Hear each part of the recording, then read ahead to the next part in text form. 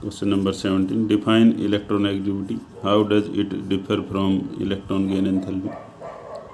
Electronegativity को define करें और बताएं कि वो इलेक्ट्रॉन गेन एंथैल्पी से कैसे अलग है। हम यूनिट पढ़ रहे हैं, unit number 4, chemical bonding and molecular structure, class 11th chemistry. Exercise के क्वेश्चन है। क्वेश्चन नंबर 17 का आंसर है electronegativity. Electronegativity of an element is the tendency of its atom to attract the shared pair of electrons toward itself in a covalent bond.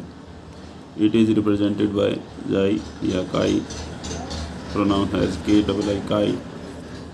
Electronegativity किसी भी element की tendency होती है of its atom to attract shared pair of electrons, जो shared करके जो electrons की bond बनते हैं, उन शेयर्ड पेयर में जो इलेक्ट्रॉन हैं उनको अट्रैक्ट करना अपनी तरफ towards itself in a covalent bond. Covalent bond के अंदर it is represented by chi।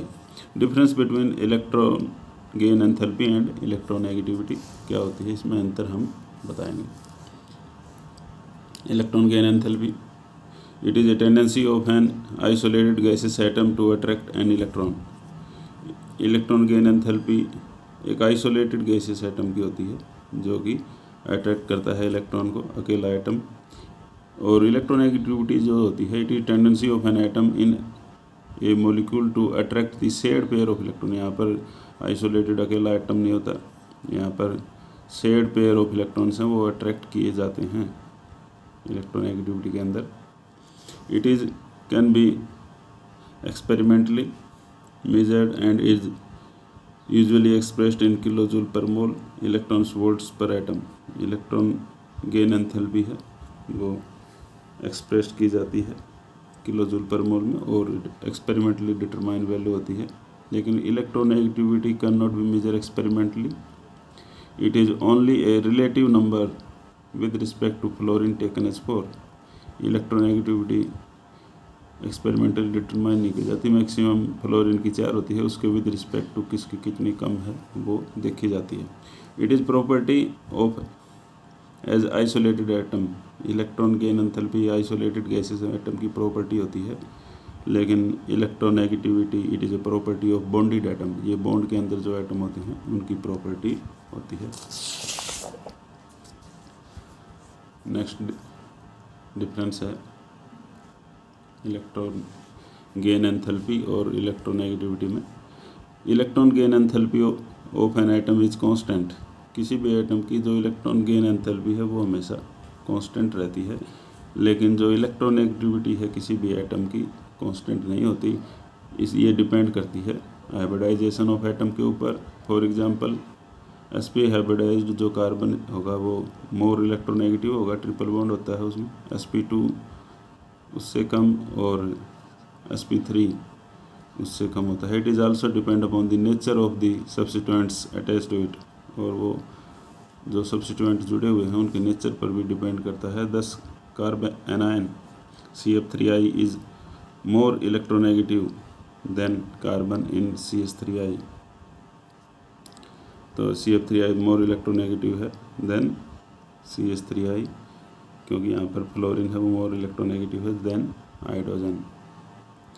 5th point है it does not change regularly in a period और ग्रुप। जो इलेक्ट्रॉन गेन एंथैल्पी है वो जो एटम की है वो वही रहती है, ग्रुप और पीरियड में उसका कोई चेंज नहीं आता। लेकिन जो इलेक्ट्रोनेगेटिविटी है it change regularly in a period but there are certain exception in group. Period में जब हम देखते हैं left to right electron negativity change होती है, फ्लोरीन सबसे मैक्सिमम होती है, लेफ्ट टू राइट इंक्रीज होती है, and certain exception in group. Group में थोड़ा सा रेगुलर ट्रेंड नहीं है, कम ज़्यादा होती रहती है। Question 18 explain with the help of a suitable example polar covalent bond. Polar covalent bond क्या होते हैं, एग्जांपल के साथ बताएं। When to dissimilar atoms having different electronegativity combined together. जब दो अलग एटम होते हैं जिनकी इलेक्ट्रोनेगेटिविटी अदर होती है, जब वो एक दूसरे के साथ कंबाइन करते हैं तो कोवेलेंट बॉन्ड बनाते हैं। और shared pair of electrons does not lied at equal distance. from the nuclei of the both the bonded atom but shifts towards the atom having greater electronegativity। और जो इलेक्ट्रॉन्स होते हैं उस एटम की तरफ चले जाते हैं जिसकी इलेक्ट्रोनेगेटिविटी ज़्यादा होती है। अट्रैक्ट करने की टेंडेंसी, इलेक्ट्रॉन को अपनी तरफ खींचने की टेंडेंसी जिसकी ज़्यादा होती है उसी की तरफ इलेक्ट्रॉन्स चले जाते हैं। Since the more electronegative atom attract the electron more strongly, जितना ज़्यादा इलेक्ट्रोनेगेटिव एटम होगा इलेक्ट्रॉन को अपनी तरफ ज़्यादा खींचेगा और जो डिस्ट्रीब्यूशन ऑफ इलेक्ट्रॉन होगा वो डिस्टॉर्टेड हो जाएगा, एक जैसा नहीं रहेगा। जो ज़्यादा इलेक्ट्रोनेगेटिव एटम है उसकी तरफ इलेक्ट्रॉन्स ज़्यादा चले जाएंगे। That is electron cloud is displaced more towards the more electronegative atom.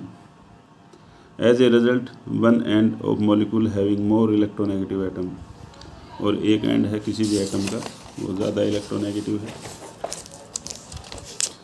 As a result one end of molecule having more electronegative atom becomes slightly negatively charged while the other end acquire slightly positive charge। तो जहाँ पर जिसकी तरफ में electrons ज़्यादा चले जाएंगे वो ज़्यादा इलेक्ट्रोनेगेटिविटी के कारण।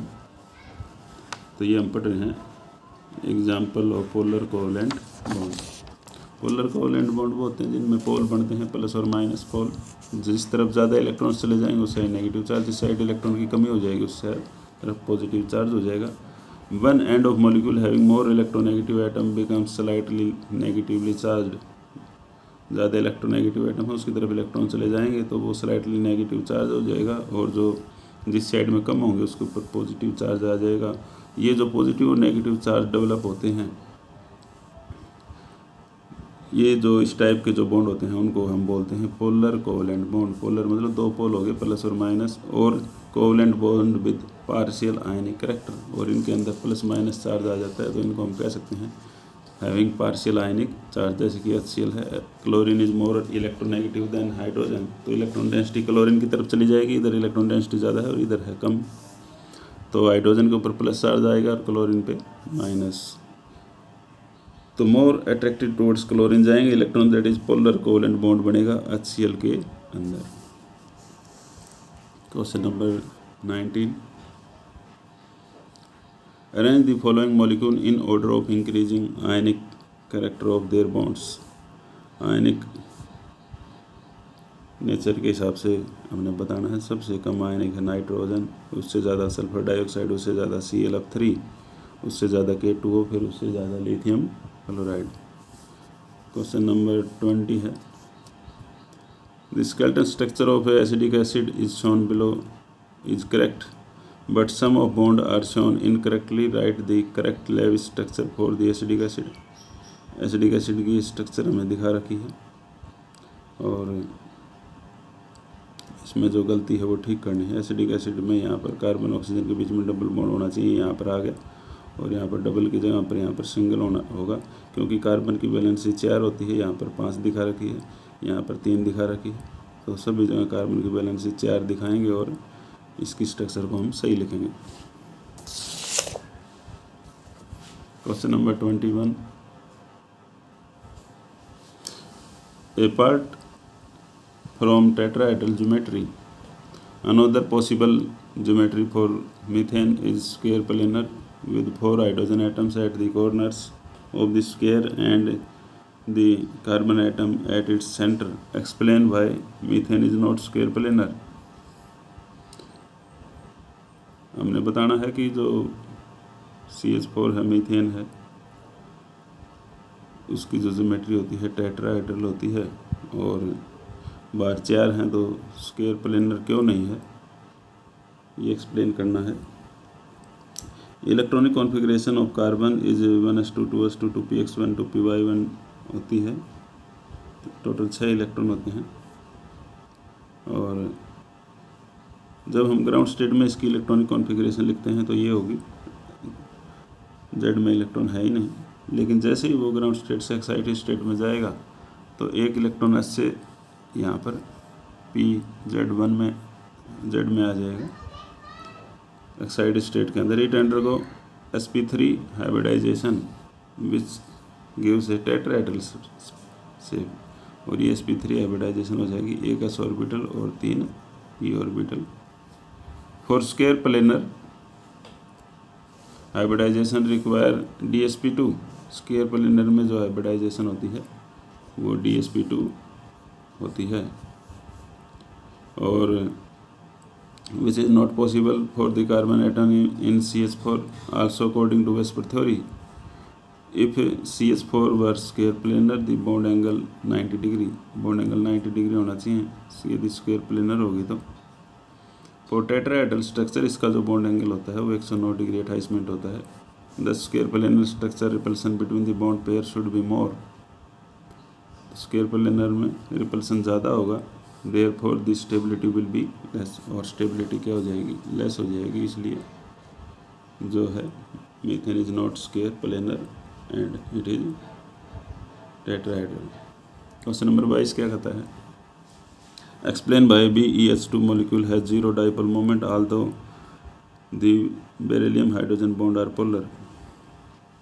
जीरो डाइपोल मोमेंट कैसे है ये बताना है। This is because BeH2 molecule is linear है, so 2 BeH bond moment are equal and opposite and hence cancel out. और इक्वल एंड अपोजिट जो होते हैं वो एक दूसरे को कैंसिल आउट कर देते हैं, लीनियर शेप होती है BeH2 की, इसलिए जो इसका डाइपोल मोमेंट है वो जीरो होता है। Question 23, which out of the NH3 and NF3 has higher dipole moment and why. NH3 और NF3 में किसका डाइपोल मोमेंट होगा, हाई और वाई, कारण भी हमने बताना है।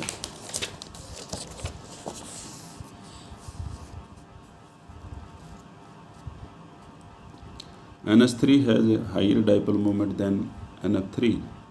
Both NF3 and NF3 molecule have pyramidal shape होती है with one lone pair of electron, एक lone pair of electron भी होता है। और nitrogen atom as fluorine is highly electronegative, fluorine बहुत ज़्यादा इलेक्ट्रोनेगेटिव होता है। और it appears that NF bond should be more polar then net dipole moment of NF3 should be much greater than NH3। ज़्यादा इलेक्ट्रोनेगेटिविटी होती है तो net dipole moment जो होगा ग्रेटर होगा NH3 की। However, actually the dipole moment of NF3 is 0.24 dB और 0.8 10⁻³ centimetre is much smaller than NH3। Actual में NH3 से स्मॉलर होता है क्योंकि NH3 का है 1.47, 4.9 10⁻³ centimetre. This is explain on the basis of following 2 reasons. ये क्यों होता है ऐसा, इसके पीछे क्या कारण है। फर्स्ट है, the dipole formed between the lone pair of nitrogen atom has to be taken in consideration which is in the direction of the lone pair. जो डाइपोल फोर्स जो होता है नाइट्रोजन का NH3 मॉलिक्यूल के अंदर, तो वो नाइट्रोजन की तरफ ही होगा क्योंकि nitrogen is more electronegative, hydrogen की तरफ होगा ही नहीं। फ्लोरीन जो है वो मोर इलेक्ट्रोनेगेटिव है देन नाइट्रोजन से, therefore direction of bond of nitrogen to fluorine, nitrogen से फ्लोरीन की तरफ होगा। Nitrogen is more electronegative than hydrogen, hydrogen से नाइट्रोजन ज़्यादा इलेक्ट्रोनेगेटिव है। तो direction of bond in the form of H2N, it may be noted that electronegativity difference in nitrogen और hydrogen is 3 - 2.1.9 है, and between nitrogen and fluorine it is 4 - 3, it is 1, nearly same है। Thus, whereas the resultant moment of NH bonds adds up to the bond moment of lone pair, then 3 NH bonds are partially cancel the resultant moment of lone pair. Hence, the net dipole moment of NF3 is less than the NH3। जो net dipole moment होता है वो less होता है NH3 से, क्योंकि electronegativity का जो डिफरेंस है वो कम है नाइट्रोजन और फ्लोरीन में, और हाइड्रोजन और नाइट्रोजन में इलेक्ट्रोनेगेटिविटी डिफरेंस ज़्यादा है। ये भी हम कह सकते हैं क्योंकि nitrogen is more electronegative than hydrogen, but in case of nitrogen and fluorine both are electronegative. What is meant by the hybridization of atomic orbitals? Describe the shape of sp sp2 and sp3 hybrid orbital. Hybridization क्या होता है और shape भी बतानी है हमें sp sp2 sp3 की। Hybridization is defined as the mixing of atomic orbitals belonging to the same atoms but having slightly different energy, so that redistribution of energy take place, the resulting in the formation of new orbital of equal energy and identical shape. The new orbitals thus formed is known as hybrid orbital. Hybridization क्या होता है? Mixing होता है दो atomic orbital की, belonging to the same atom और having slightly different energy, energy भी ज़्यादा अंतर नहीं होती है, एटम भी सेम होते हैं, और उनका जो डिस्ट्रीब्यूशन होता है एनर्जी का, और जो रिजल्टिंग जो ऑर्बिटल बनते हैं न्यू ऑर्बिटल्स वो लगभग इक्वल एनर्जी के होते हैं और आइडेंटिकल शेप के होते हैं। The new orbital thus formed are known as hybrid orbital, और जो न्यू ऑर्बिटल बनते हैं उनको हम हाइब्रिड ऑर्बिटल्स भी कहते हैं। जो शेप होती है sp और sp2 और sp3 हाइब्रिड ऑर्बिटल की, ये जो टाइप्स ऑफ हाइब्रिडाइजेशन है तीन होते हैं, sp sp2 sp3। तो सबसे पहले देखेंगे शेप ऑफ sp हाइब्रिडाइजेशन। इसमें डायगोनल शेप होगी sp हाइब्रिडाइजेशन के अंदर, when one s and one p orbital belonging to the same main cell and atom mixed together to form two new equivalent orbital. The type of hybridization is called sp hybridization और diagonal hybridization। एक s orbital होगा और एक p orbital होगा, जब वो आपस में हाइब्रिडाइजेशन शो करेंगे। The new orbital form is are called sp hybrid orbital, और जो नया ऑर्बिटल बनेगा s और p को मिलके उसको बोलेंगे sp hybrid orbital. They are collinear with angle 180, एक लाइन के ऊपर है। हाइब्रिडाइजेशन लीनियर शेप है तो एंगल 180 होता है, एक s ऑर्बिटल और एक p ऑर्बिटल। sp हाइब्रिडाइजेशन जब बनाते हैं two sp hybrid orbital diagonal, और sp हाइब्रिडाइजेशन डायगोनल होता है ऐसे सीधी लाइन, और इसको हम कहते हैं sp हाइब्रिडाइजेशन। नेक्स्ट है, इसके एग्जाम्पल हैं sp हाइब्रिडाइजेशन के, BeF2 BeH2 और C2H2, इन सब के अंदर बॉन्ड एंगल 180 होता है, लीनियर शेप होती है, हाइब्रिडाइजेशन sp होती है। उसके बाद में है ट्राइगोनल और sp2 हाइब्रिडाइजेशन। sp2 हाइब्रिडाइजेशन का एक नाम और है ट्राइगोनल, क्योंकि इसमें जो शेप बनती है sp2 के अंदर ट्राइगोनल शेप बनती है। व्हेन वन s और टू p ऑर्बिटल्स हैं वो same shell of an atom mix to form three new equivalent orbital, एक s और दो p आपस में मिलते हैं और थ्री न्यू इक्विवेलेंट ऑर्बिटल बनते हैं एनर्जी के। ये जो हाइब्रिडाइजेशन होती है इसको हम sp2 हाइब्रिडाइजेशन कहते हैं, और इसकी जो शेप बनती है ट्राइगोनल बनती है, इसलिए इसको हम ट्राइगोनल हाइब्रिडाइजेशन भी कह देते हैं। The new orbital form are called sp2 hybrid orbital, और जो नए ऑर्बिटल बनते हैं इनको हम बोल देते हैं sp2।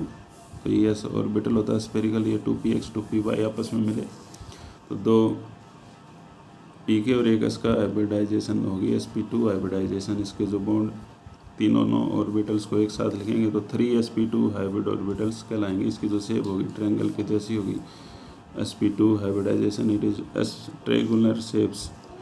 इसके जो एग्जांपल हैं BF3 बीच में बोरोन और 3 फ्लोरीन, और BH3 होगा और बॉन्ड एंगल होगा 120 डिग्री। उसके बाद में है sp3 हाइब्रिडाइजेशन। इसकी जो शेप बनती है वो टेट्राहेड्रल बनती है, इसलिए हम टेट्राहेड्रल हाइब्रिडाइजेशन भी इसको कह देते हैं। इसमें एक s ऑर्बिटल होता है और 3 p ऑर्बिटल होते हैं जो कि सेम सेल के होते हैं एटम के, जो कि आपस में मिक्स करते हैं together to form 4 new equivalent orbital, और 4 नए इक्विवेलेंट ऑर्बिटल बनते हैं जिनकी एनर्जी सेम होती है। टाइप्स ऑफ हाइब्रिडाइजेशन, इस तरह की जो हाइब्रिडाइजेशन है उसको हम sp3 हाइब्रिडाइजेशन कह देते हैं और टेट्राहेड्रल हाइब्रिडाइजेशन भी कह देते हैं।